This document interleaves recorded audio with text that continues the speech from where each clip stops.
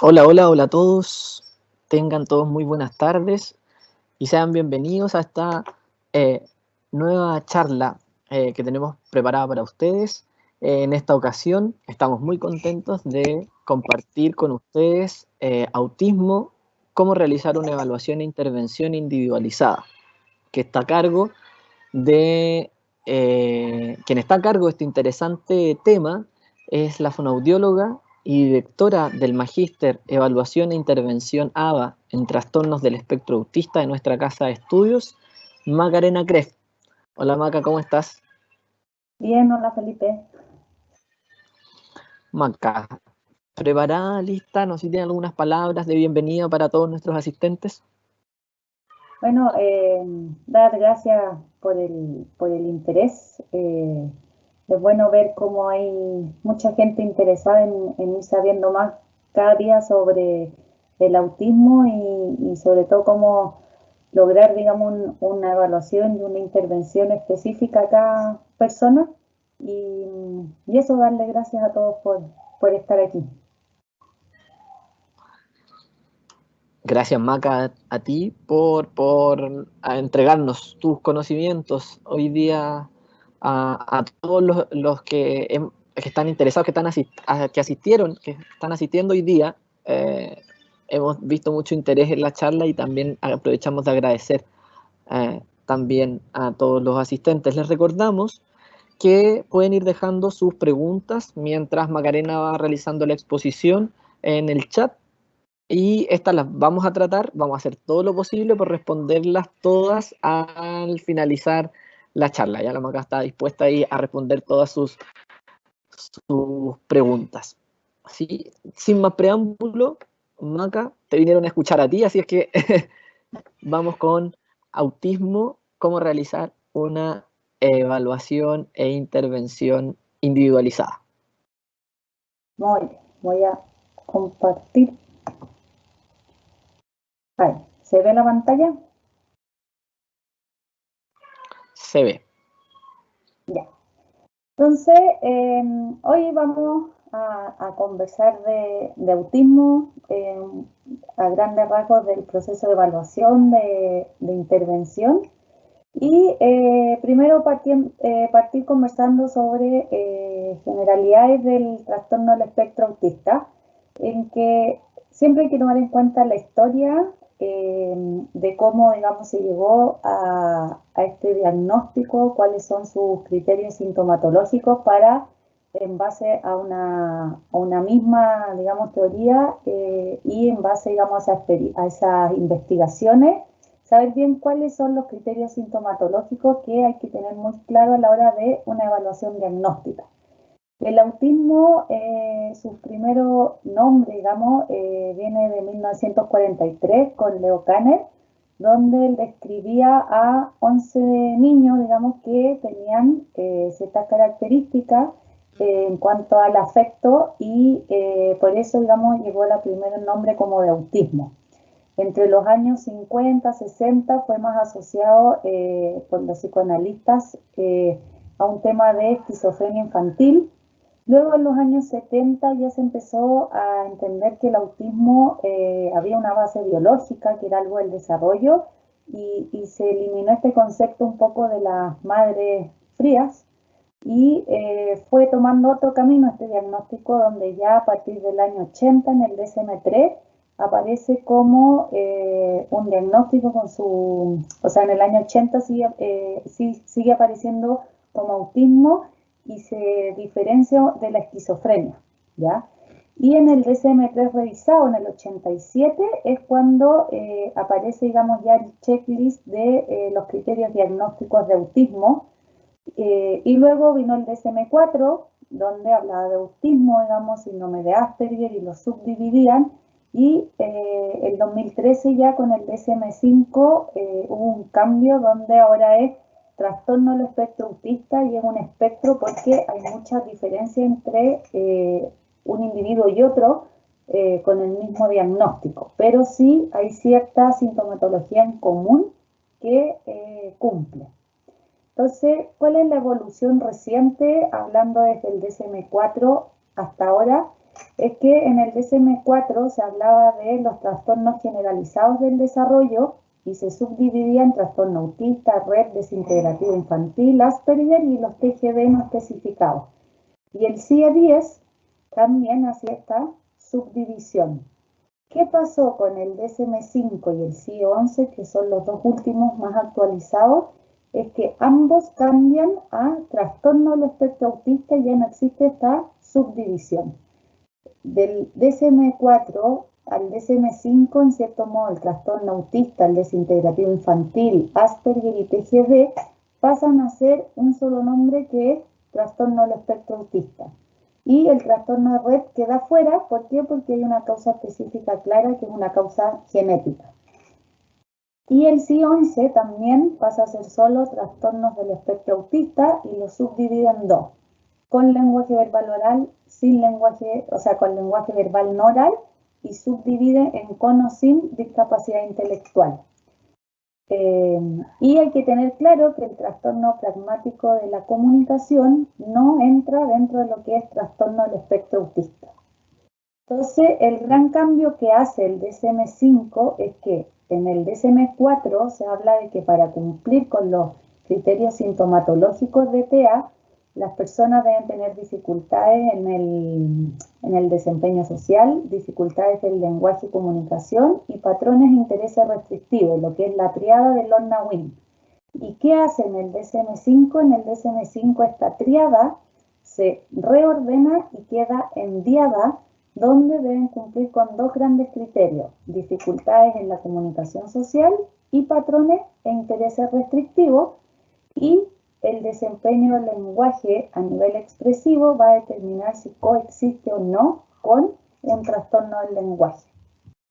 Entonces, otro gran cambio que hay del DSM-4 al DSM-5 tiene que ver con la comorbilidad, porque en el DSM-4 se hablaba que el trastorno del espectro autista, digamos, no tenía coexistencia con discapacidad intelectual, y eso, digamos, generaba ahí mucha dificultad al momento de hacer un diagnóstico, y hoy en día, en cierto modo, se habla y se especifica incluso dentro de los modificadores clínicos que influyen mucho en el pronóstico, de ver cómo está la comorbilidad, y que el trastorno del espectro autista puede tener comorbilidad con ansiedad social, déficit atencional, dificultades conductuales, dificultades del lenguaje y discapacidad intelectual, es decir, permite la coexistencia de diferentes diagnósticos. Los criterios diagnósticos del DSM-5 no voy a entrar a detallar cada uno de ellos, pero sí hay que tenerlos muy claros para ver por qué. Porque una persona, para que tenga el diagnóstico de trastorno del espectro autista, debe cumplir con la totalidad de lo que se espera y no con ciertos rasgos, ¿ya? Entonces, ¿qué dice el DSM-5? Que hay deficiencias persistentes en la comunicación social y en la interacción social en diversos contextos, donde predomina dificultades en la reciprocidad socioemocional, la deficiencia en conductas comunicativas no verbales y las deficiencias en el desarrollo, mantención y comprensión de las relaciones. ¿Qué es lo que dice el DSM-5? Que esos tres puntos deben estar alterados. Puede ser en algún momento de la vida, pero no necesariamente en el momento actual del diagnóstico. ¿Por qué? Porque muchas veces cuando se hace el diagnóstico en adultos, muchas veces hay cosas de esos aspectos que en este momento no están afectadas, pero el cuidador o la mamá sí lo manifiestan de cuando era pequeño, y que actualmente, por los apoyos y por cómo ha ido adaptándose, digamos, y siendo cada vez más funcional el desempeño, a lo mejor no manifiesta actualmente. O a veces, por ejemplo, un chico adolescente o joven que ya, por ejemplo, está en tercero o cuarto medio, y hay ciertas cosas que no, pero con un cambio en el contexto, como puede ser, por ejemplo, el ingreso a estudios universitarios, el ingreso a un técnico, etcétera, se le gatilla que vuelvan a aparecer ciertos síntomas que a lo mejor hace un tiempo no tenía. También dice el DSM-5 que debe presentar patrones restrictivos y repetitivos de comportamiento, intereses o actividades, y lo que dice es que tiene que manifestar dos de los 4 que aquí se mencionan. Entonces, pueden ser movimientos, o sea, uso de objetos estereotipados, habla estereotipada o movimientos estereotipados. Puede ser insistencia a una voz más monótona, inflexibilidad a la rutina o patrones ritualizados, intereses muy restrictivos y fijos que son anormales en cuanto a la intensidad o foco de interés, y una hiper o hipo reactividad a lo que es estímulos sensoriales. Entonces, lo que dice el DSM-5 es que debe en algún momento de la vida también presentar 2 de estos 4, y que A y B son criterios que tienen que estar en algún momento, y puede ser, digamos, que cumpla con el criterio a los 5 años y luego mejora. No es que mejora, sino que luego va teniendo mayores adaptación y mayores herramientas para ir superando. También hay que tener en cuenta que el pic de la sintomatología de trastorno del espectro autista es alrededor de los 4 años. Por ende, hay veces que uno, cuando evalúa a niños pequeñitos, uno habla de sospecha de trastorno del espectro autista, y con la intervención temprana, digamos, con la intervención temprana va evitando a veces la aparición de cierta sintomatología que llegaría en ese momento más pic. Y el trastorno social pragmático, lo que se diferencia es que nunca en la vida ha presentado patrones restrictivos y restringidos. Y a su vez, el DSM-5 dice que los síntomas tienen que estar presentes desde las primeras etapas del desarrollo, y esto es fundamental, que los síntomas causan un deterioro clínicamente significativo en lo social, laboral u otras áreas importantes del contexto actual en que está. Entonces ahí hay un punto clave que tiene que ver con la evaluación individualizada y con la evaluación en los diferentes contextos, porque si yo evalúo al niño, no sé, en un box, en un lugar en que no es el lugar de a lo mejor mayor desempeño para él, no va a ser lo mismo que vamos a observar que si yo lo evaluara en su casa, o que si lo evaluara en la sala de clase, que si lo evaluara en la plaza con su familia o en el patio. ¿Por qué? Porque hay que ver cómo esa posible sintomatología afecta, porque hay niños que a lo mejor uno dice sí, hay ciertos rasgos, pero no da un deterioro clínicamente significativo en 2 o más lugares en los que se desenvuelven. Y a su vez, lo que dice el DSM-5 es que esas alteraciones no se explican no se explican en mayor medida por una discapacidad intelectual o un retraso global del desarrollo, ¿ya? Y se debe especificar si presenta o no una discapacidad intelectual, si presenta o no una dificultad de lenguaje, si está asociado a una afectación médica, si está asociado a otro trastorno del desarrollo neurológico, y si hay presencia de catatonia o no.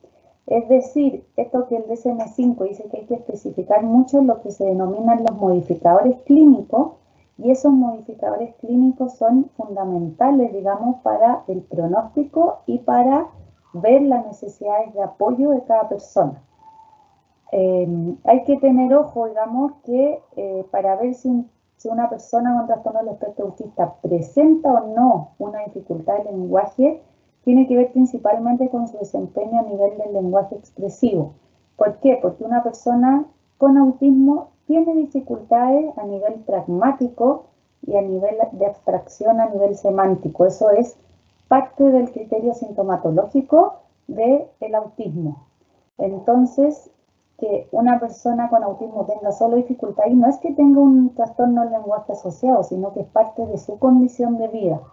Lo que hay que ver es cómo es el lenguaje expresivo. ¿Por qué? Porque eso varía mucho en los niños, en las personas con trastorno del espectro autista, en que puede ir desde no usar palabras, a usar palabras sueltas, a usar determinadas oraciones, hasta tener un discurso fluido. Entonces, dependiendo de eso, uno también va a ver si es que coexiste y se acompaña de una dificultad de lenguaje o no. En cuanto al tema de déficit intelectual, tiene que ver con sí el coeficiente intelectual, pero también tiene que ver con el nivel de adaptación funcional. Recordar que con los criterios diagnósticos de discapacidad intelectual también hubo un cambio en el DSM-5, ¿ya? Y las comorbilidades tienen que ver con las del neurodesarrollo, psiquiátrica y médicas. Y a su vez, el DSM-5 indica los niveles de apoyo que requiere una persona. Es decir, puede ser que una persona vaya desde dentro de la normalidad, síntomas subclínicos, hasta tener grado 1, 2 o 3. ¿A qué se refiere con este grado? Es el nivel de apoyo que requiere una persona con autismo, y yo puedo tener una persona que en comunicación social, por ejemplo, necesita apoyo porque no necesita apoyo in situ, ¿ya? Pero que a nivel de comportamientos restrictivos necesita una ayuda muy marcada porque llega a interferir en la vida diaria su inflexibilidad, su dificultad de cambio y foco de atención. Es decir, el nivel de apoyo no es que sea paralelo, digamos, en cuanto a que tienen que estar ambos en el mismo grado de apoyo en cuanto a comunicación social o comportamientos restringidos y repetitivos. ¿Qué sucede en cuanto a la evaluación de niños, jóvenes y adultos con trastorno del espectro autista? Hay que tener muy clara cuál es la diferencia entre una evaluación diagnóstica y una evaluación conductual. La evaluación diagnóstica lo que busca, y el objetivo de una evaluación diagnóstica, es ver si una persona cumple con los criterios sintomatológicos para llegar al diagnóstico de trastorno del espectro autista. Y la evaluación conductual tiene que ver con determinar las fortalezas y las debilidades de cada persona, así como las amenazas y las oportunidades del medio, ¿ya? Y en base a eso, de ver dónde está esta persona aquí y ahora, vamos a determinar los apoyos y generar todo un plan de intervención para finalmente lograr una mejor calidad de vida y una mejor adaptación funcional. Entonces hay veces que, por ejemplo, una familia llega con un niño en que a lo mejor hay una sospecha de TEA, pero a lo mejor los papás puede que no estén en busca en sí de la evaluación diagnóstica, sino que más de los apoyos.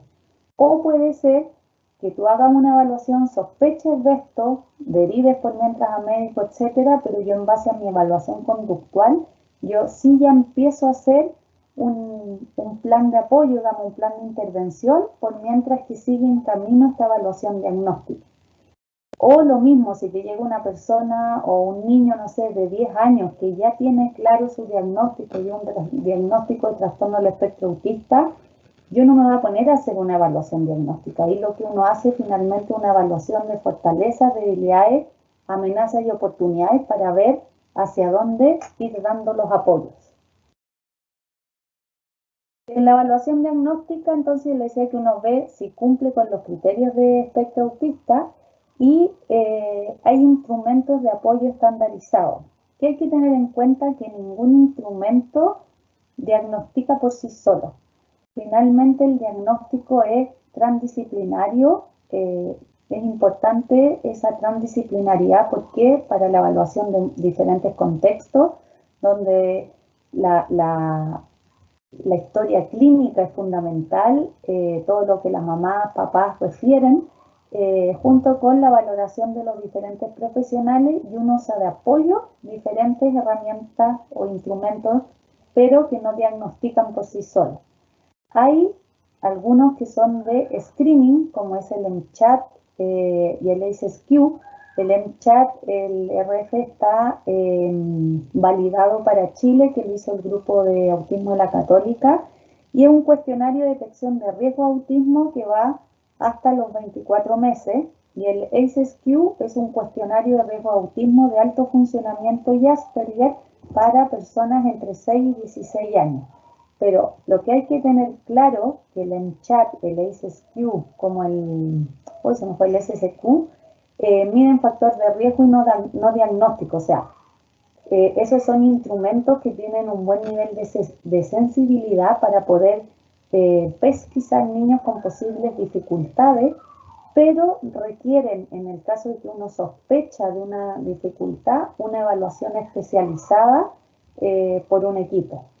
Y otra cosa fundamental que hay que tener en cuenta, que muchas veces, por ejemplo, si a mí me llega ya un niño con sospecha de autismo derivado, por ejemplo, del docente, yo ya debería pasar al siguiente paso de diagnóstico o conductual, digamos, de evaluación, que de nuevo volver a la etapa de pesquisa, ¿ya? Y el CARS-2, ADR y A22 son los instrumentos estandarizados de apoyo para ver el diagnóstico de autismo. El CARS-2, uno hace una entrevista a los padres y también uno como profesional llena y luego se ve el percentil donde está y si es que entra dentro de los criterios diagnósticos o no. El ADR es una entrevista semiestructurada que dura más o menos 2 horas, 1 hora y media, 2, donde uno al cuidador le hace preguntas y ahí es súper importante porque el ADR es una entrevista semiestructurada y que pregunta por cuando la persona tenía 4 años y cómo está actualmente. Entonces, para aplicar esta entrevista uno le pide a los papás, a la mamá, al cuidador, que ojalá vean álbumes de fotos, vean videos que tuvieran de esa edad, porque el algoritmo diagnóstico del ADR se hace en base a los 4 o 5 años. ¿Ya? ¿Por qué? Porque está la sintomatología PIC. Y la guía de observación para el diagnóstico de autismo es una entrevista que uno hace a las personas, digamos, con sospecha de autismo y también determinadas actividades para ver si presenta o no el criterio sintomatológico de TEA. En general, en niños más pequeños, hasta los 5 o 6 años, a veces basta con aplicar el A22, pero en niños mayores es fundamental, digamos, y se complementa ADR con A22. Entonces, ¿qué paso uno debe seguir frente a la sospecha de trastorno espectro autista? Hay dos como grandes etapas, la etapa de screening o pesquisa y la etapa de diagnóstico. La etapa de screening tiene que ver con una evaluación breve, formal y estandarizada que tiene como objetivo identificación temprana cuando hay sospecha que, digamos, hay ciertas cosas que salen de esa normalidad. Y el rol fundamental aquí es de la pediatra, la enfermera de control sano, familiares, educadoras de párvulos, docentes. Y la etapa diagnóstico es transdisciplinario, donde uno ve el perfil de fortaleza y debilidades por área y finalmente ver si cumple los criterios sintomatológicos o no. Por ende, esta evaluación, lo ideal es que sea integral, multicontextual, en que tú puedas ver los diferentes contextos donde se desenvuelve la persona y es fundamental una evaluación médica, ya sea de un neurólogo o un psiquiatra, ojalá especializado en trastornos del desarrollo, donde esa evaluación es fundamental para ver, uno, si cumple los criterios sintomatológicos y también para ver si es que hubiera una condición médica o una comorbilidad médica, digamos, asociada. Una evaluación fonoaudiológica para ver el tema de habla, lenguaje y comunicación y ver si coexiste o no con un trastorno del lenguaje. Terapia ocupacional porque es fundamental ver el perfil sensorial de las personas y también el desempeño dentro de lo que es la autonomía en las habilidades de la vida diaria.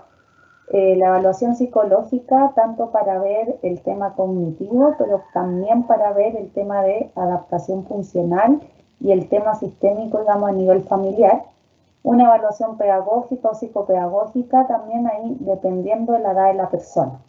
Y ese es como el equipo base y luego van a haber evaluaciones médicas según la comorbilidad que pueda presentar una persona.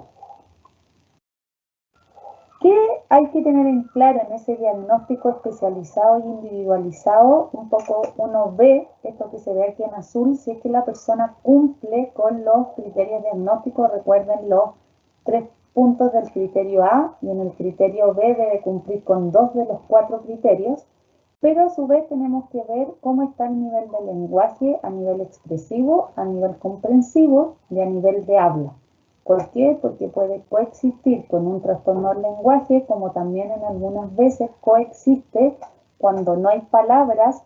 Los estudios lo que han mostrado es que los chicos con trastorno del espectro autista que no logran emitir palabras o muy pocas palabras, se asocia a veces a dificultades de habla de tipo apraxia del habla infantil o a veces también es porque se asocia a discapacidad intelectual. También hay que ver cómo está el desempeño a nivel intelectual y esa adaptación funcional.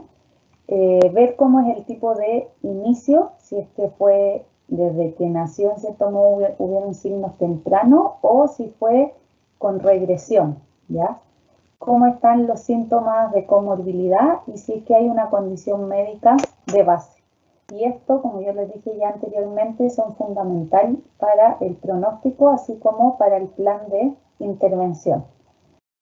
Aquí pueden ver unos ejemplos, finalmente esta es la parte más diagnóstica, no es la parte descriptiva de la fortaleza y las debilidades, pero acá uno ve que en cierto modo, por ejemplo, acá hay un diagnóstico que sería trastorno del espectro autista, que requiere un apoyo significativo en déficit en comunicación e interacción social, pero que requiere apoyo para conductas repetitivas, sin discapacidad intelectual ni impedimento en el lenguaje, no asociado con morbilidad psiquiátrica ni médica, no asociado a catatonia y el comienzo insidioso.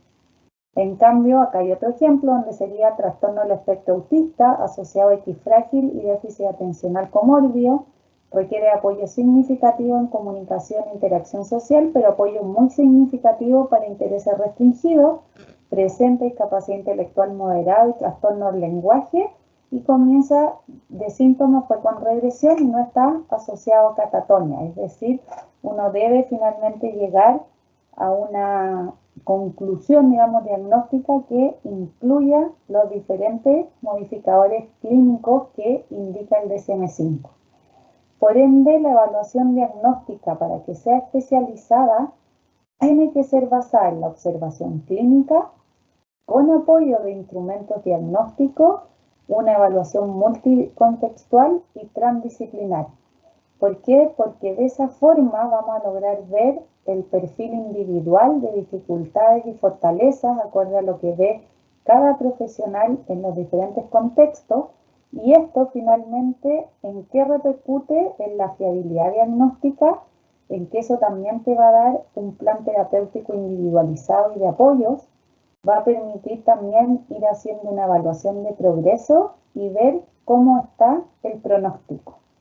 Y algo que es muy fundamental, un lenguaje en común entre todos los actores, digamos, que participan en este proceso diagnóstico y de apoyo a las personas con autismo.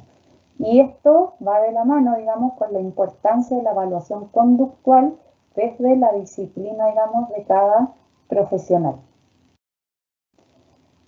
Y como yo les decía, ¿cuál es la diferencia de la evaluación conductual? Es indicar el nivel de la persona por área. No es necesario tener un diagnóstico. Yo puedo empezar una evaluación conductual sin que haya un diagnóstico o que esa etapa diagnóstica está en proceso. Y lo que en sí busca es ver cuáles son las diferencias individuales entre dos personas o más que tienen un mismo diagnóstico. Porque algo que se sabe es que en cierto modo las personas con TEA no es que haya una persona con TEA igual a otra, sino que cada uno tiene sus características especiales en el sentido de fortalezas y debilidades. Y hay que tomar en cuenta que la evaluación conductual va íntimamente ligada a la intervención para ver qué conductas están en déficit y requiero el desarrollo de esas habilidades y qué conductas están en exceso y que a veces pueden ser problemáticas y necesito que, en cierto modo, sustituirlas por una que sea adaptativa y funcional. Y las evaluaciones conductuales son pruebas que tú vas repitiendo a lo largo del tiempo para ajustar los objetivos de intervención. Hay diferentes pruebas de evaluación conductual, como es el BBMAP, el Labels o el IDEA, que es el Inventario del Espectro Autista de Rivière. Y todas estas son pruebas que uno va repitiendo a lo largo del tiempo y también te guían en el plan de intervención o el currículum. Este, por ejemplo, el BBMAP. El BBMAP se basa en cuanto al desarrollo evolutivo esperado en niños entre 0 y 48 meses. El BBMAP, cuando uno tiene un niño con problemas de comunicación, con trastorno del espectro autista, uno aplica el BBMAP si es que presenta un desarrollo de determinadas habilidades dentro de ese grupo. Y tiene 3 niveles. Entonces, por ejemplo, en el nivel 1 evalúa los mandos, cómo esta persona pide, cómo esta persona nombra lo que ve, cómo esta persona es capaz de conversar, cómo es la igualación a la muestra, cómo es el juego, las habilidades sociales, la comprensión, la repetición. y a medida que vamos avanzando a nivel van apareciendo más habilidades y uno evalúa y uno va rellenando lo que el niño presenta. En este caso, por ejemplo, el ejemplo de un niño que está rellenado en el nivel 1, pero no está completo porque aún hay cuadritos en blanco. Entonces también te guían la intervención para cómo hacer los programas de intervención acorde a las diferentes habilidades. Por ejemplo, este es el Minimap, que era el mismo que veíamos aquí abajito, que esto se le pasó en marzo a un niño de 3 años, 6 meses, y después se le pasó en septiembre, y uno ya ve en azul cómo han ido los avances. Entonces también es muy gráfico en ir viendo cómo van los avances y también sirve, digamos, de apoyo para ir viendo cómo va la evolución. Entonces, teniendo claro lo que es una evaluación diagnóstica y una evaluación conductual, entramos al proceso de intervención. ¿En qué consiste el tratamiento de las personas con autismo?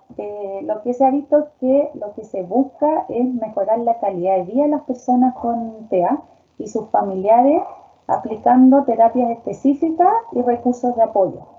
No hay un tratamiento de cura, es decir, son terapias que lo que buscan es mejorar la calidad de vida.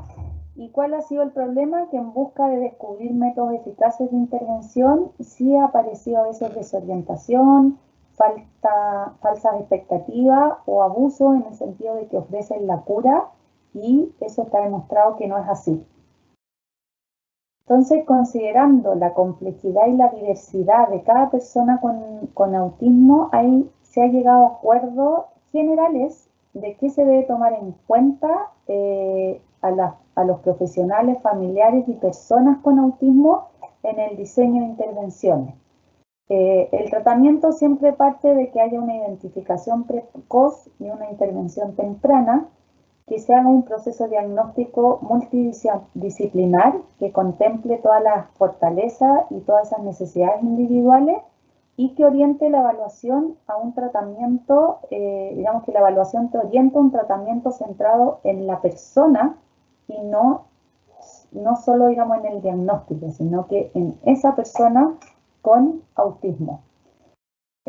Por lo tanto, ¿qué es lo que se ha visto? Que los principales medios de tratamiento están siendo a nivel de educación, de desarrollo de comunicación y competencia social y apoyos comunitarios, sobre todo para la transición en diferentes etapas, la transición a la adolescencia, la transición a la adultez. Y en ocasiones requieren de medicamentos, pero solo si es que hay comorbilidad que requiera ese medicamento. Y aunque no hay un consenso, sí, digamos, hay principios metodológicos, digamos, que guían un programa y hay consenso en que los enfoques psicoeducativos basados en los principios de modificación conductual y en teoría de aprendizaje y el apoyo comunitario son los principales medios de tratamiento. ¿Y cuáles son los elementos en común de todos estos programas, digamos, que están basados en evidencia? Es que son individualizados, que son estructurados, es decir, tienen una secuencia y siguiendo se va reevaluando para ver si hay que ajustar el tratamiento. Y algo fundamental que es intensivo y extensivo a todos los contextos. No puede solo, y un ejemplo que siempre pongo, yo como fonoaudióloga, si tú estás trabajando en el aula de recursos con un chico, y en el aula del recurso él te describe una lámina y te dice, sí, ahí hay un niño que está, y resulta que luego llega a la sala y ese chico en sala de clases no habla, ¿cuál ha sido esa extensión al contexto en aula? Porque entonces el niño lo que está logrando es nombrar lo que ve, pero al momento de llegar a la sala de clase no sabe cómo pedir ayuda, no sabe cómo responder al profesor, no sabe cómo interactuar con el par.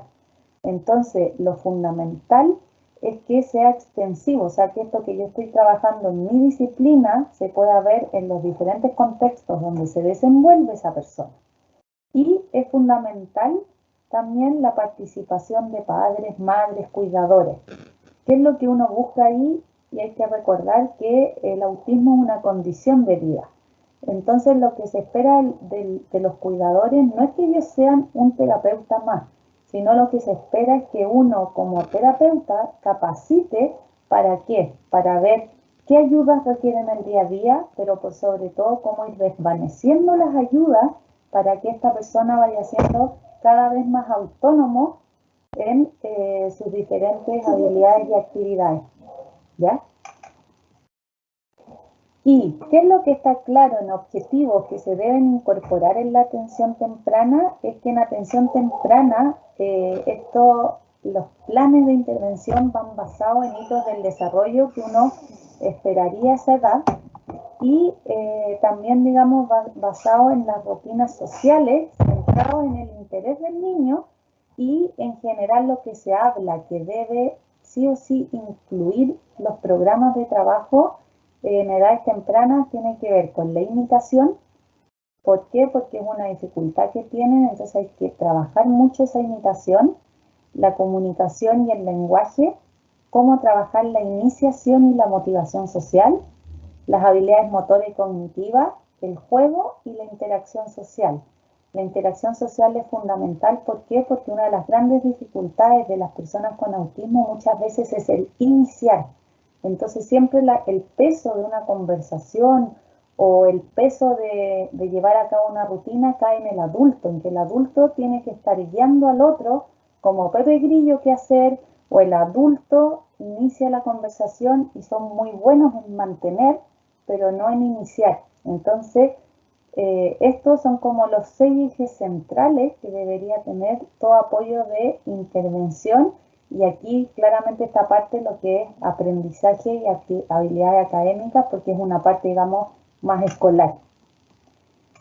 Y tener claro, digamos, que es imposible que la evaluación y la terapia de una persona con autismo sea funcional si uno no toma en cuenta esa mirada multicontextual. Es decir, yo tengo que ver cómo es el desempeño en los diferentes momentos, si es un niño en terapia, pero cómo es en el aula, cómo es cuando se desenvuelve con su familia, versus el patio, versus el comedor, versus ir a comprar al súper, en una plaza o en todas las rutinas del día a día. Es decir, tengo que lograr hacer una evaluación que dé esa mirada de fortalezas y debilidades en los diferentes lugares, también ver en qué lugares hay más oportunidades, donde logra poner más en práctica todas esas fortalezas, y si es que hay amenazas, ir viendo cuáles voy a priorizar para que pasen a ser oportunidades. Eso en general, yo ahí les dejo mi mail, que es macarena.creft@autónoma.cl, y también tengo una página en Facebook por si tuvieran dudas, me quisieran hacer preguntas, no hay problema. Y también claramente dejar los invitados a conocer más del magíster de evaluación intervencionada en trastorno del espectro autista, que ya estamos prontos a iniciar la segunda cohorte, donde ya llevamos 22 personas, así que quedan solo 4 cupos ahí. Y invitados, digamos, si quieren saber más, pueden ver en la página web, que ahí les van a dejar en el chat de información, o me pueden escribir. Eso en general en cuanto a la presentación, así que ahora vamos a las preguntas. Gracias, Maca, por la presentación. Tenemos varias preguntas. Traté de ordenar un poco más o menos en la línea en la que van cada una de las preguntas de los asistentes, y todavía pueden seguir dejando en el chat sus consultas. Maca, voy con la primera, que habla de un caso particular, entonces tal vez puede orientar a otros, que dice que Fernanda, por sospecha, a los 8 años ellos evaluaron a su hijo, se le aplicó el A2-2 y el brief teniendo como resultado TEA nivel 1. La evaluación la realizaron en abril de 2019, ellos no hicieron nada con este caso, asistió al colegio sin incorporarse a PIE.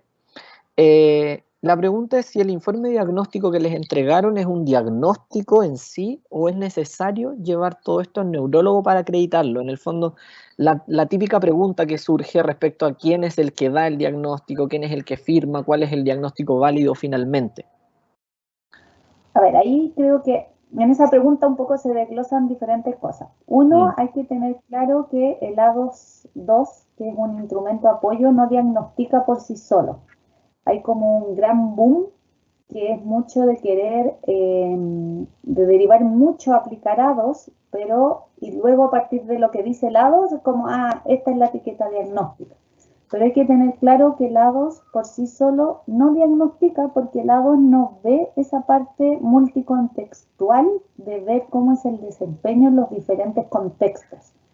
El A2 se hace entre cuatro paredes, donde tú haces una serie de actividades que están estandarizadas y lo que ve es que cumple con los criterios sintomatológicos. Pero recordar que para cumplir con el diagnóstico de TEA es que tiene que afectar de forma significativa el desempeño en diferentes contextos. Entonces el A2 por sí solo no es válido en sí, sino que claramente para llegar a un adecuado diagnóstico es necesario la evaluación de un médico, que puede ser psiquiatra infantil o neurólogo infantil, más otro especialista o la parte escolar, donde muchas veces si hay un proyecto de integración escolar, ahí mismo evalúan los especialistas. ¿Quién hace el diagnóstico y dónde recae el peso? En Chile yo creo que esto es algo que ha ido cambiando últimamente, pero en general era una relación muy verticalizada en que por algo viene el dicho del doctor, donde un poco es como la última palabra. No es que uno sea más válido que otro. ¿Cuál es el punto? Que solo un médico te haga un diagnóstico, no sé, en 10 minutos viendo a un niño es muy complejo, porque ¿dónde vio esa multicontextualidad y dónde vio la información, por ejemplo, del desempeño a nivel del lenguaje, sensorial, académico? Entonces, por eso esta visión tan verticalizada ha ido cambiando y ahora se habla más de una evaluación horizontal, donde claramente hay alguien que comanda este diagnóstico y donde comanda sobre todo lo que es los modificadores clínicos, donde ahí muchas veces ese rol lo juega el psiquiatra o el neurólogo. ¿Por qué? Porque también legalmente son los que tienen la validez del diagnóstico, ¿ya? Ahora, ¿cuál es el punto? Que ese diagnóstico, si es integral y finalmente alguien tiene que comandar y juntar toda esta información de todos los profesionales para ver todo junto y decir, sí, efectivamente cumple, estamos aquí, pero con estos apoyos vamos hacia allá. Y el rol fundamental de también esa persona que comanda, que en Chile también creo que es algo que ha ido cambiando, es que los controles no es solo ver, ya, ¿y cómo vamos? Ya, listo. No, es ver cómo va logrando las evoluciones con los diferentes profesionales y también a veces esa persona que comanda decir, mira, algo está pasando, no sé, a nivel sensorial, a lo mejor estamos estancados, ¿qué te ha dicho el terapeuta? ¿Qué podemos hacer? Contactarse con el terapeuta, ver y ver si es que hay que generar cambios, digamos. Ese también es un rol fundamental del que lleva ese equipo, de ver cómo va la evolución en los diferentes ámbitos.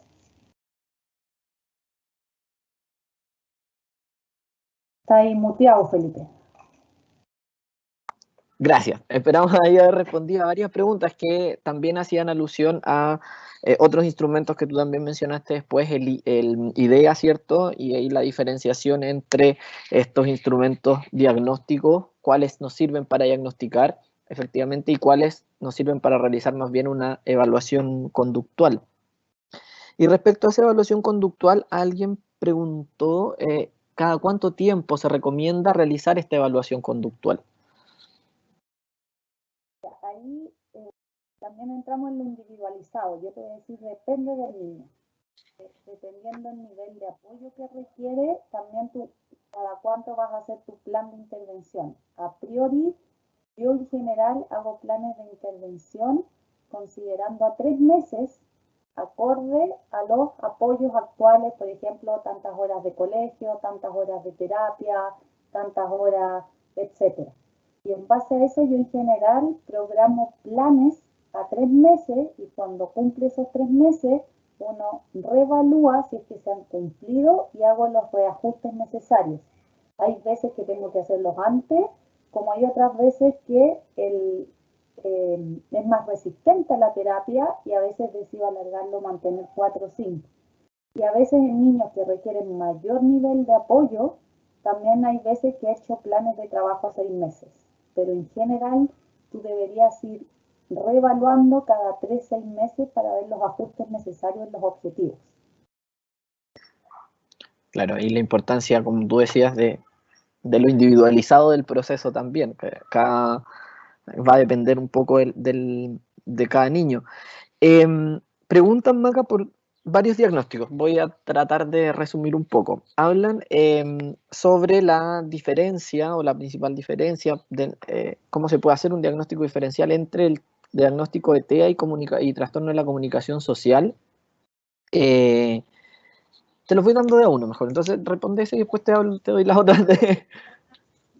La diferencia entre el trastorno de comunicación social pragmático y el trastorno del espectro autista tiene que ver en que los dos comparten la dificultad a nivel de comunicación social. Presentan dificultad en la reciprocidad, presentan dificultad en el lenguaje no verbal, sobre todo esta dificultad a nivel pragmático. Pero ¿cuál es la diferencia? Que el trastorno social pragmático no ha presentado nunca en su historia de la vida patrones de intereses restrictivos, es decir, no presenta hiper o hiporreactividad a los estímulos, no presenta inflexibilidad, no presenta, son los 4 criterios de patrones de intereses restrictivos, es decir, no ha presentado nunca en su historia clínica, digamos, su historia de vida, ni actualmente patrones de intereses o comportamientos, ahí está el otro restrictivo, es decir, estereotipia, habla estereotipada, etc. Súper. La otra, Maca, que habla respecto a los diagnósticos es qué pasa con Asperger, porque claro, se observaba que habían algunos descriptores en la diapositiva en que aparecía el concepto de Asperger, entonces preguntaban qué pasaba con eso, cuál era el actual diagnóstico, a qué se asimilaba, si se asemeja a un TEA nivel 1, por ejemplo. Sí, en general lo que pasa es que dentro de lo que es el DSM-4 o el CIE-10 se subdividía y estaban en ambos el trastorno de Asperger. Con el DSM-5 y el CIE-11 se elimina esa subdivisión y todos pasan a ser trastorno del espectro autista. ¿Es necesario reevaluar para ver el diagnóstico? Va a depender, porque ahora los criterios sintomatológicos son más claros. Ahora, si es un chico que tú, claramente un chico o una chica que tú dices, efectivamente cumple, no es necesario reevaluar, pero en cierto modo el diagnóstico pasaría a ser TEA y no Asperger. Si es un chico que siempre ha estado ahí como al límite, es necesario reevaluar. Pero en cierto modo el nombre actual sería TEA, y ahí hay que ver, porque recuerden, no es nivel 1, 2, 3, porque hay chicos con Asperger que a veces, en general, ¿qué sucede con el chico con Asperger? Que a nivel de comunicación social necesita un apoyo mínimo, un apoyo nivel 1.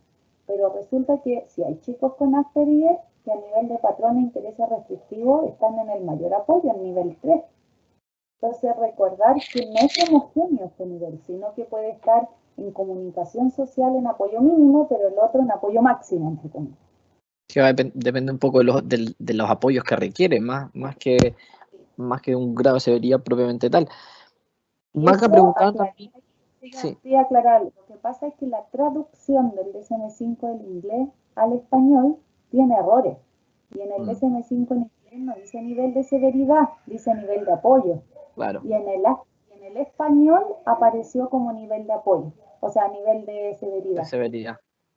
Preguntaba Maca respecto a lo mismo, ¿qué pasaba con el TEA de alto funcionamiento, con ese rótulo?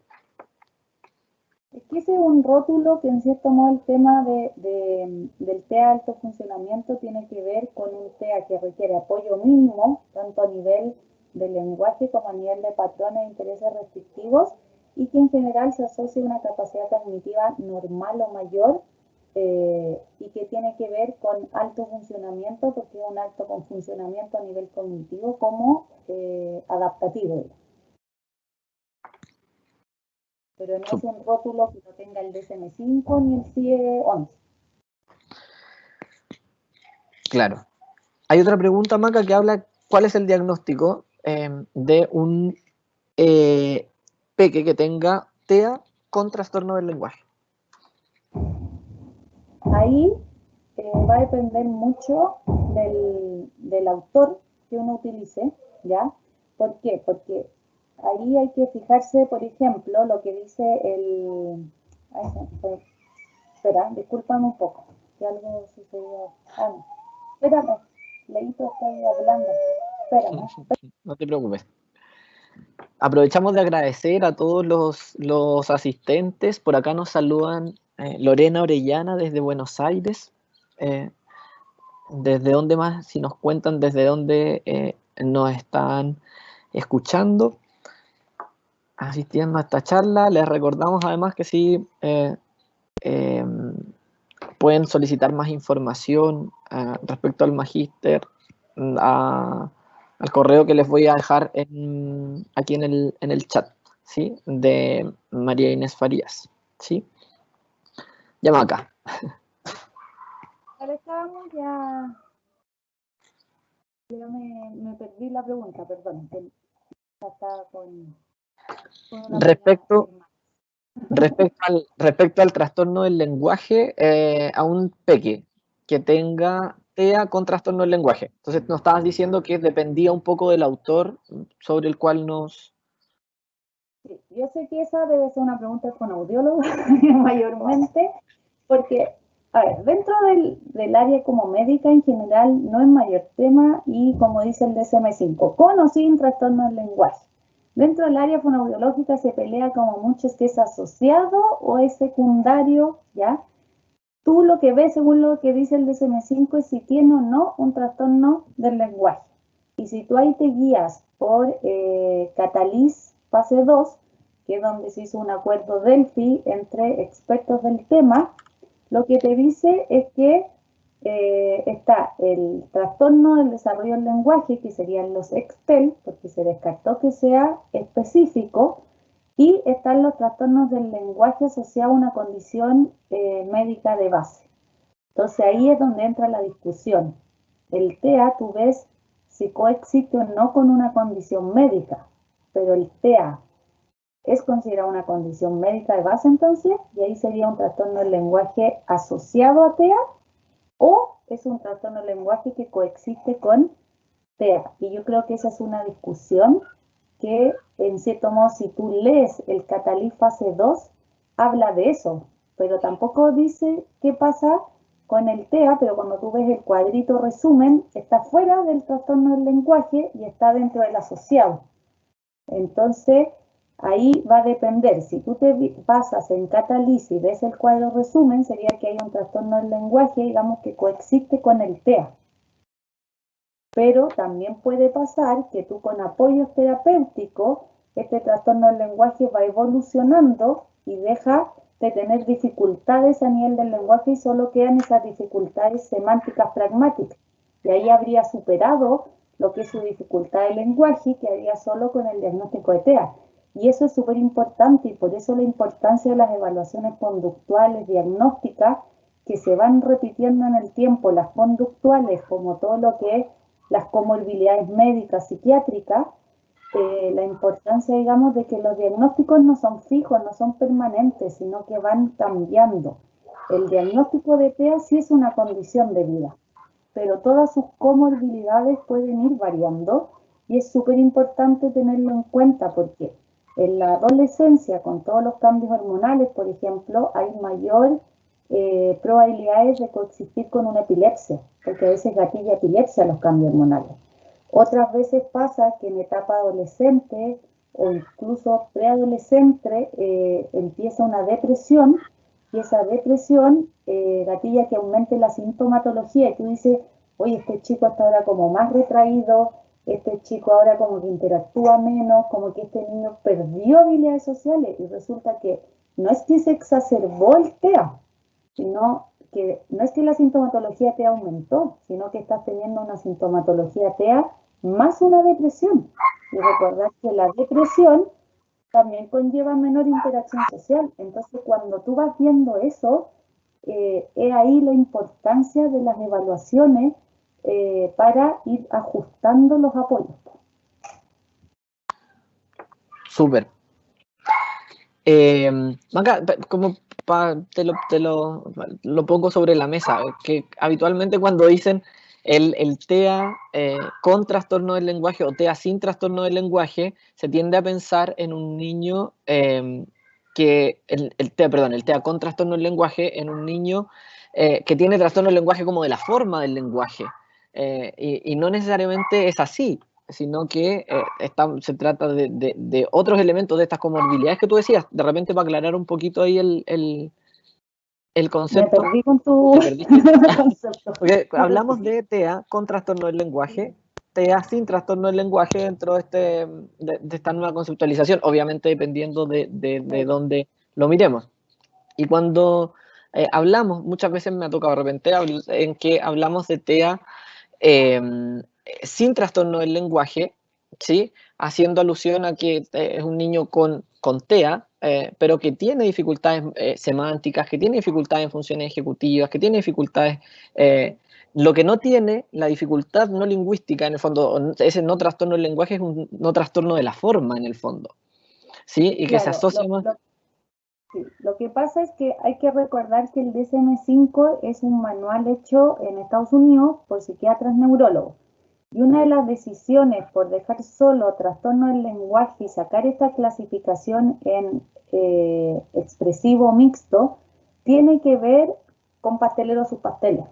¿Quién es el especialista en determinar si ese trastorno del lenguaje es expresivo mixto? En este caso, en Estados Unidos sería el speech therapist, en Chile sería el fonoaudiólogo, y ahí dependiendo del país.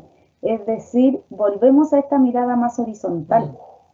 ¿Por qué? Porque muchas veces pasaba que, un trastorno del lenguaje mixto, y resulta que después uno evaluaba y uno decía, no, pero que este niño es expresivo, o viceversa, que te decían que era expresivo y tú lo evaluabas que igual había algo a nivel comprensivo del lenguaje. Entonces acá es lo mismo. ¿Qué es lo que pasa si tú te guías por el DSM-5 y por las investigaciones que hablan en general de con o sin trastorno del lenguaje? Se refieren más a este nivel expresivo de cómo estructura las oraciones. O sea, si es que va desde palabras aisladas, oraciones o un lenguaje oral fluido. ¿Ya? Tiene que ver con eso para un poco ver ese trastorno, pero tú claramente vas a tener que especificar, si eres buen audiólogo, si ese trastorno del lenguaje que está junto con el TEA es solo expresivo o afecta expresivo y mixto. Pero recordar que si es solo dificultad a nivel de abstracción semántica y pragmática, eso sería parte de la condición del TEA. Claro. Preguntaban a propósito, Maca, que mencionaste sobre esta intervención más horizontal, interdisciplinaria, si en Chile, en la salud pública, se da en algún grado esta intervención que es ideal y que se propone actualmente. Yo creo que sí, y se está dando. Yo al menos, por ejemplo, trabajé muchos años en el Hospital Padre Hurtado y depende, es muy operador dependiente.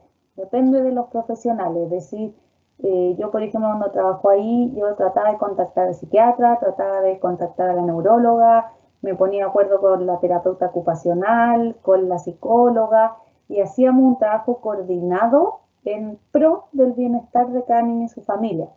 Pero, por ejemplo, en ese momento en el hospital no había como un equipo de apoyo específico para autismo u otros trastornos del desarrollo que fuera transdisciplinar en sí, como estar todos ubicados juntos, sino que dependía de nosotros.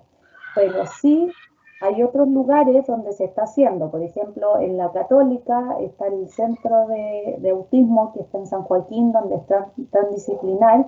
Yo sé que en Viña, en el Van Buren, también hay un equipo transdisciplinar para autismo, así como en el San Borja, y yo creo que de a poco también se está integrando más esto a el área pública. Ahora, yo creo que también es fundamental, y yo algo que siempre digo como entre los profesionales, que si uno ve un chico es súper importante contactarte. O sea, por ejemplo, yo a veces veo niños que, no sé, pues que están con terapeuta por un lado, con psicopedagoga por otra, pero ahí hoy en día también es mucho más fácil contactarnos entre profesionales y poder, uno, hablar con la terapeuta, mira, yo estoy en esto, dime tú desde el punto de vista tuyo, sensorial, cómo cuando yo le doy podemos juntar estrategias tanto tuyas como mías. Y eso es súper importante conversarlo, porque yo acá también creo que va dentro de la ética profesional y es súper irresponsable cuando un profesional dice como, ay, ¿por qué está haciendo eso? No debería hacer eso. Y resulta que es la mamá, y la mamá ahí tú lo ponías entre la espada y la pared, entonces le creo al profesional A o al profesional B, y al final es mayor estrés para los padres. Claro. Si tú estás con duda de lo que está haciendo otro profesional, lo ético es llamar a ese profesional y preguntar, porque a lo mejor la mamá no entendió la instrucción, o a lo mejor, digamos, mi mapa no es el territorio del otro. Cada uno tiene su mapa y a lo mejor lo estamos viendo desde distintas miradas. Y ahí es cuando más necesario es consensuar las miradas y por eso se habla del lenguaje en común. O sea, todas las personas que estamos apoyando deberíamos tener un lenguaje en común y aunque no nos conozcamos, hacer reuniones o conversar o mandarnos lo que estamos trabajando para poder complementarnos y apoyarnos cada uno desde su disciplina. Sí, es un desafío que tenemos todos los profesionales en ese ámbito. Tenemos que nosotros empezar a marcar la diferencia para todos los que nos están escuchando. Oye, Marco, voy a hacer un paréntesis porque antes pregunté desde dónde nos estaban escuchando y ya no recuerdo los nombres, pero desde México, desde Puerto Rico, Silvia Ramírez desde México, desde Puerto Rico, desde Frutillar, desde Curicó, Gladys desde Machalí, Rancagua. ¿Será una de las postulantes de las tantas de Machalí, ¿no? Sí, desde Coyhaique, sí, desde Chillán, dice Maca, que es mamá, tea y educadora de párvulo. Bien, así que gracias y agradecemos a todos quienes nos están escuchando. Preguntan acá qué exámenes complementarios se requiere además de la evaluación. ¿Algún examen, no sé a qué examen se referirá? Como que está hablando más del área médica. Puede ser, sí, porque dice que exámenes complementarios se requiere tener además de la evaluación. Mira, que ahí volvemos a lo individualizado. En general, a priori, hay ciertos exámenes médicos que se piden, pero tampoco son todos. No todo niño necesita, no sé, una resonancia. No todo niño necesita, no sé, en cierto modo va a ir dependiendo el médico acorde a si ve comorbilidades o si tiene ciertas dudas, si es que va a pedir un cardiograma, si es que va a pedir exámenes de sangre, etcétera. Y otros instrumentos de apoyo, por ejemplo, que yo aquí no los mencioné un poco por el tema de tiempo, pero claramente va a depender de las áreas. O sea, por ejemplo, para ver el nivel de CI hay diferentes tipos para ver el tema cognitivo, pero también hay otros instrumentos para ver el tema de adaptación funcional.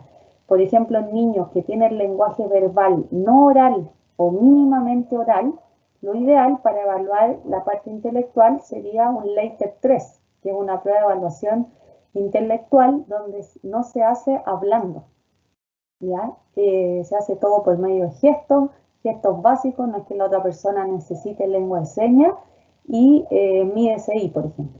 Entonces ahí va a ir dependiendo, por ejemplo, para funciones ejecutivas tienes el brief 2 y el brief P. Entonces va a depender de qué es lo que tú ves que tiene dificultad para poder indagar en mayor medida con un apoyo, con un instrumento, digamos, estandarizado. Eso es el ideal, pero ahí volvemos a lo mismo, a la individualidad de cada persona. Exacto. Hay varias consultas, Maca, que no he ido haciendo porque dependen de tal vez un análisis un poco más profundo del caso. Así que esas las he ido saltando. Respecto a los instrumentos, mencionan si es que requiere capacitación los instrumentos de evaluación conductual que se mencionaron. Requiere una certificación. Sí, el labels para aplicarlo en estricto rigor uno debería ser BCBA o BCABA, es decir, ser analista de conducta, y dentro de los cursos de formación en analista de conducta te enseñan a aplicar el BBMAP y digamos si requieres una capacitación para saber cómo aplicarlo.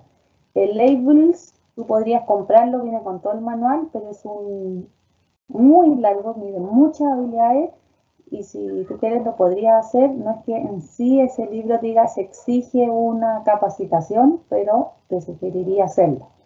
Y las pruebas de evaluación diagnóstica como el ADR y el ADOS, también se pide que se haga una capacitación con las personas, digamos, autorizadas por el autor, como es Mike Ratter, para capacitación. ¿Por qué? Porque las personas que pueden capacitar en esos instrumentos tienen mucha experiencia clínica como en investigación y se hacen reuniones cada tanto tiempo para ir viendo las actualizaciones, para ir viendo los cambios, etcétera. Por eso es el certificarse, digamos, con personas que efectivamente sean las idóneas. Maca, esta pregunta me parece interesante, porque es una pregunta constante que nos hacemos muchos terapeutas. ¿Es efectivo un plan de intervención para TEA nivel 2 o 3? Volvemos ahí, me imagino que se está refiriendo con mayores necesidades de apoyo, en un PIE donde la intervención directa de especialista puede ser 1 o 2 máximo, 1, 2 o máximo 2 horas a la semana, o definitivamente debe asistir a atención particular para lograr avances. Es que yo creo que no es blanco y negro, hay matices. Entonces, ¿cuál es el punto? Que a lo mejor tú en 2 horas no vas a descubrir la rueda y claramente no va a ser intensivo. Pero, ¿qué pasa si, por ejemplo, la mamá o el cuidador puede asistir? Entonces, tú capacitas al papá para que en la casa vaya dando los apoyos necesarios y ahí claramente cambia. ¿O qué pasa si tú 1 hora lo haces a lo mejor directo, pero por ejemplo lo que yo siempre digo, el apoyo en aula, cuando uno va a dar un apoyo en aula a un chico o una niña, digamos, un estudiante, no, tú no tienes que ser la sombra del niño, tú tienes que lograr que el niño sea autónomo en esa aula de hacer las actividades que se piden. Entonces tú tienes que irte atrasando. Y a veces una gran intervención sería, por ejemplo, hablar con el docente y mostrarle cómo usar determinadas estrategias, pero para todos los estudiantes, no solo para el que tenga el rótulo de TEA. Entonces, esa intervención puede ser muy efectiva, sí, pero tienes que unirte y trabajar transdisciplinarmente con la educadora, con el auxiliar, con la familia, con el resto del equipo de apoyo, y etcétera. Más o menos en la misma línea, Maca, aquí preguntan si es recomendable que un niño con TEA se escolarice a los 3 años o preferible una terapia particular, ya que dice que generalmente llegan muchos niños a escuela de lenguaje con TEA en observación. Sí, complejo en el sentido de que volvemos a lo mismo, no puedo decir que todo niño con TEA sí o todo niño con TEA no, creo que vamos caso a caso. Sí creo que una habilidad básica para escolarizar a un niño es el tema de la imitación. ¿Por qué? Porque la imitación conlleva mucho aprendizaje, que sirve para compensar cosas que no entiendes. Por último, todos salen al patio y yo salgo porque todos salieron. A lo mejor me falta entender el contexto. Creo que la imitación es un hito clave para iniciar la escolarización y ahí también hay que ver dónde ese chico tiene mejores oportunidades para aprender y poner en práctica sus fortalezas y ir adquiriendo cada vez más fortalezas. A lo mejor, y ahí yo algo que he aprendido es que no existe un mejor colegio, no. Finalmente creo que depende un 90% del profe de aula. Tú puedes tener colegios que tienen puesta la camiseta por la inclusión desde el director hasta abajo, pero te toca un profe que no tiene la estrategia, no tiene la motivación y puede ser un caos esa inclusión. Versus colegios en que no tienen camiseta de inclusión y a los papás les dicen es que este no es un colegio inclusivo. Y yo te juro que mi mejor experiencia con algunos chicos ha sido en esos colegios, donde digo, ojalá hubieran más Miss Money en este mundo, que son Miss inclusiva innata. Entonces, yo creo que no te puedo decir A o B. Ahora, a priori, si tú me dices que es mejor un niño que entra a un jardín en que hay 40 niños con muchas dificultades de interacción versus un niño que entra a una escuela de lenguaje con 15 niños, donde hay educadoras diferenciales que hacen el apoyo académico, a priori te diría, no hay por dónde perderse una escuela de lenguaje. Lamentablemente, las escuelas con decreto 815 en Chile en general son niños con diagnóstico de autismo más bien severos, con mucho Claro, apoyo. Entonces ahí tú dices, chuta, y este niño que tiene ciertos rasgos, pero que está ahí en la duda, como será o no será, ¿para dónde va a evolucionar? ¿Dónde va a estar mejor?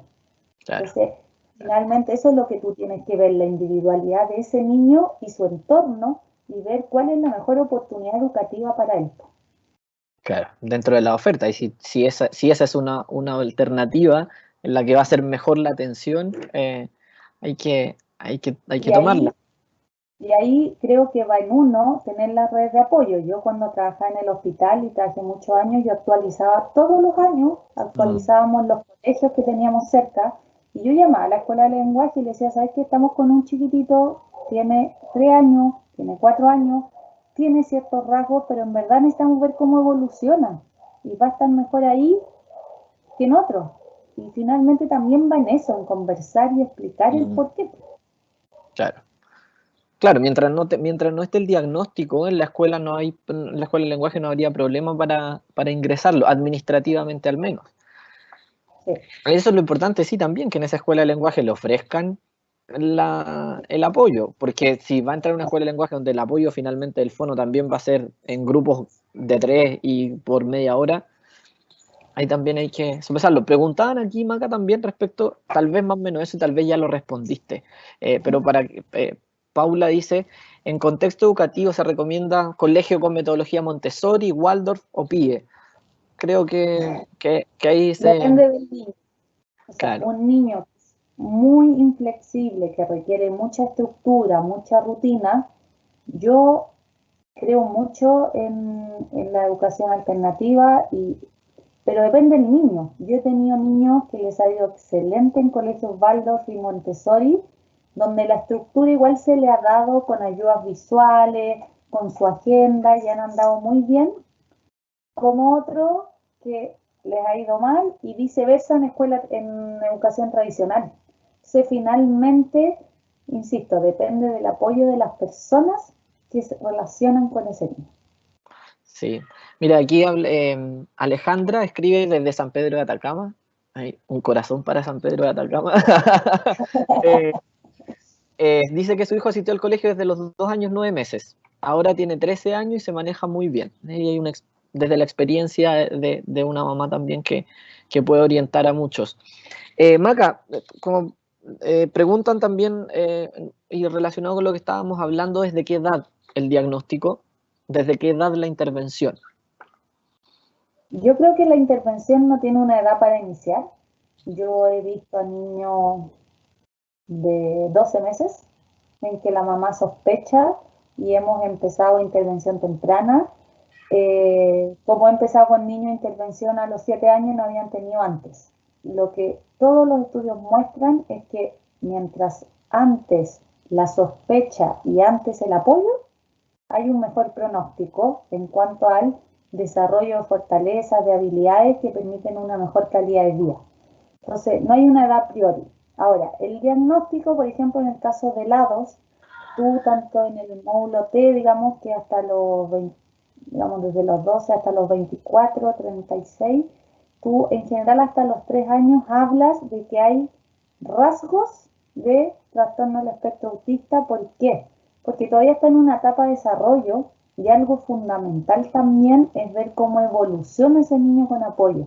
Tú puedes que un niño a los 2 años va a depender también. Si es un niño con mucha sintomatología y muy marcada, tú a veces vas a decir, o sea, claramente este niño cumple con sintomatología, pero cuando estás con esos niños que están como entre el límite, tú vas a decir que sí, tienes rasgo sugerente TEA, pero que hay que ver cómo evoluciona con los apoyos y en base a eso, alrededor de los 3 años más o menos, uno ya como que confirma o no esa sospecha. Y también sucede, y recuerden que la sintomatología PIC se da entre los 4 y 5 años. Entonces también en lo que es los trastornos del espectro autista más leve, muchas veces su diagnóstico es más tardío, a los 6, 7 o más años, pero no es porque nadie lo pesquisó, sino porque depende mucho también del ambiente. Entonces un niño que ha estado en su casa y muchas veces como que en el colegio empiezan a notar esta dificultad y no es porque los papás hicieron vista gruesa, sino que porque en la casa sin quererlo tenía mucho apoyo y resulta que cuando empezó a ir a ambientes socialmente más exigentes empezó a aparecer la dificultad. Y ahí entramos en otra gran saco que es trastorno del espectro autista en femenino, porque también están mostrando los estudios que los síntomas no son iguales y los instrumentos diagnósticos no están estandarizados diferente hombre o mujer. Entonces muchas veces también mujeres con TEA pasan desapercibidas. Entonces, claro, es mucho más prevalente en hombres que en mujeres, pero habrá un subdiagnóstico en mujeres que a lo mejor no tuvieron el diagnóstico y hay muchas investigaciones en camino por el trastorno del espectro autista en mujeres. Se está abriendo una puertecita ahí que tal vez resulta desconocida, mucho de ello probablemente. Maca, preguntan, pensando también en esta transdisciplina de la que hemos hablado, ¿qué batería o qué recomiendas hacer desde una evaluación psicopedagógica tal vez para un niño con TEA, como si cuentas con alguna pauta o alguna forma? Yo mi próxima capacitación me la quiero hacer en el PEP-3, que es un instrumento de evaluación conductual y que evalúa dentro de ello habilidades académicas, pero no lo conozco mayormente, así que podría averiguar del PEP-3. Ya, no tenemos el nombre, pero es anónimo y puede solicitar información. Maca, y para ir cerrando, agradecemos a todos su participación. Dice si es vamos a leer esta última, dice si es un diagnóstico inicial en edad adolescente, adicional a la 2.2, ¿recomiendas el ADR? Es que en adolescente lo más probable es que lo requieres de complemento, a no ser que sea un tema severo, pero en adolescente se sugiere ADI y ADOS. Ya. Nos quedaron varias preguntas en el tintero.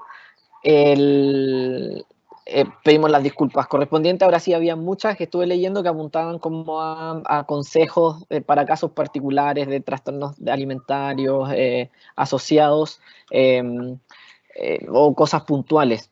Te voy a molestar con la última, que la repitieron acá. ¿Cómo trabajar la flexibilidad mental? Recomendaciones generales para trabajar flexibilidad mental. Mira, yo creo que las recomendaciones generales de flexibilidad es también ser nosotros más flexibles, porque a veces también se conlleva que porque tiene el diagnóstico de TEA, que es inflexible. Y hay que tener en cuenta ciertas cosas y que tiene que ver principalmente el trabajo de la flexibilidad en niños más pequeños con la anticipación.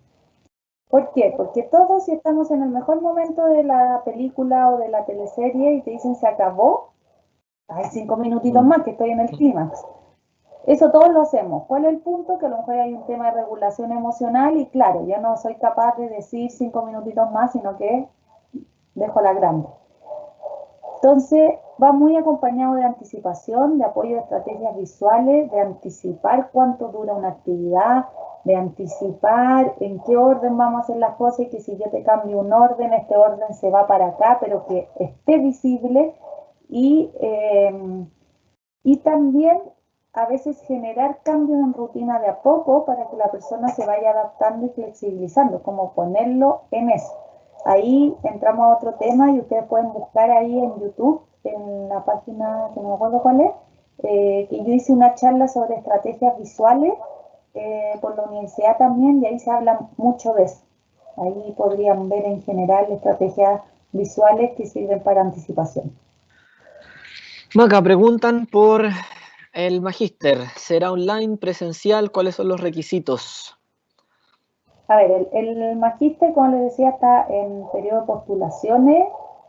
Va a partir la segunda corte aquí en Santiago y debido al tema COVID y pandemia actual, va a partir online. Pero es un magíster que es presencial pero inicialmente va a ser online. Yo y nadie sabe aquí qué pasa el otro año, pero la verdad yo creo que esta bimodalidad va a tener que ser online, por lo menos el primer semestre del 2021, debido a que tenemos ya matriculados de Temuco, de Curicó, de Rancagua, de La Serena, de Santiago.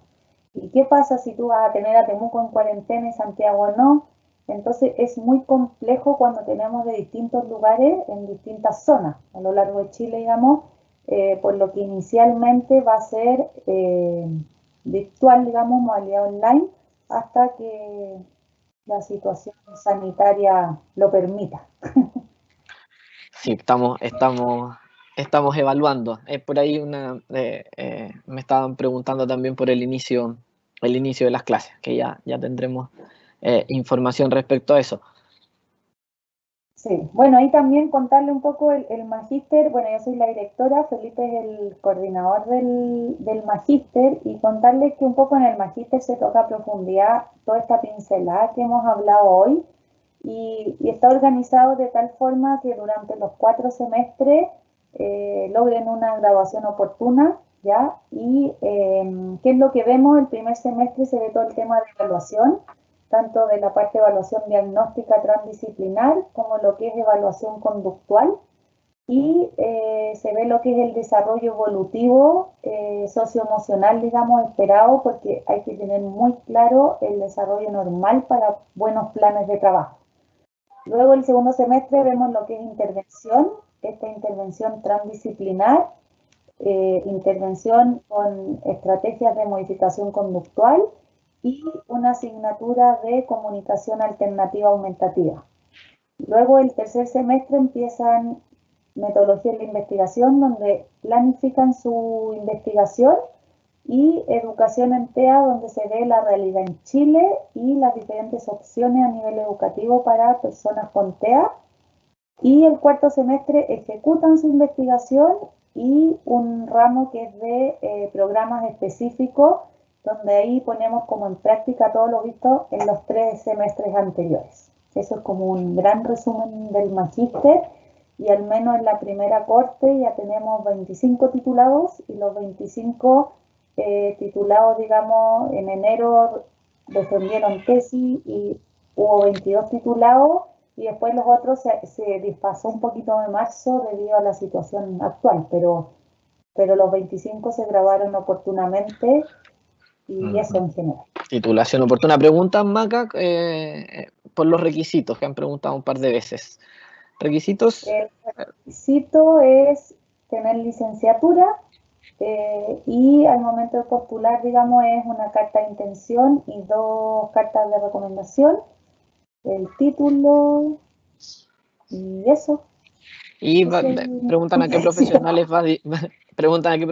va dirigido. Ahí tiene una mirada transdisciplinar, así es que tenemos una amplia gama de inscritos hasta el momento. Sí, los inscritos creo que son todos un gran aporte. Tenemos psicólogo, educador diferencial, educador de párvulo, fonoaudiólogo. ¿Se me queda alguien o no, Felipe? Perdón, estaba acá publicando información. Psicólogo, educador de párvulo, fonos, creo que esos son y tenemos mamás, tenemos familiares de hermanas. Hermana, mamá, y también lo han hecho psicopedagogos en general ahí. Y creo que un magíster, la riqueza de un magíster es sus participantes también, es decir, una parte importante del cuerpo académico, pero a la par el tema personal y profesional de cada participante, porque lo bueno y al hacer la entrevista cuando postulan es que uno ve, y por ejemplo tenemos de área educación, tenemos de área salud, tenemos otros mixtos, y también tenemos del área gestión dentro de las diferentes áreas, como dentro del aula, como TIA. Entonces creo que va a ser un grupo enriquecedor. Así es. Les dejé información acá donde pueden revisar la página de la universidad donde está publicado el magíster, pueden acceder a más información. también escribir a mariaines.farías@uautónoma.cl. Ella también está recibiendo correos y postulaciones e informando sobre el proceso de postulación. ¿Sí? Así es que están todos invitados. Profesora, me dicen que hay una profesora inscrita. Se nos quedó en el tintero de los profesionales. Sí, Sí. Gracias. Sí. Bueno, muchas gracias, Macarena, por esta interesante charla. Aquí uno queda con gustito a querer saber más. Así es que ahí están todos invitados a escribir también si tienen dudas. Yo sé que Maca está abierta a colaborar y a compartir todo el conocimiento que ella tiene. Así es que muchas gracias, Maca. No sé si te quieres despedir de los asistentes. Bueno, chao a todos, muchas gracias por su atención. Ya es raro esto no ver caras, pero espero que hagamos después una charla presencial, pero que estén muy bien todos. Vamos a organizar ahí una vez que vuelva la presencialidad, vamos a tratar de seguir con este tipo de actividades, ¿ya? Y agradecemos a todos los participantes que por ahí después nos fueron escribiendo, Maca, desde Chiloé, desde San Pedro, sí lo nombré, desde Copiapó también, así es, teníamos desde todo Chile reunidos acá contigo hoy día, y desde afuera, desde el extranjero también. Muchas gracias a todos por su asistencia, por sus preguntas, por su participación. Que tengan muy buenas noches. Chao, chao. Chao.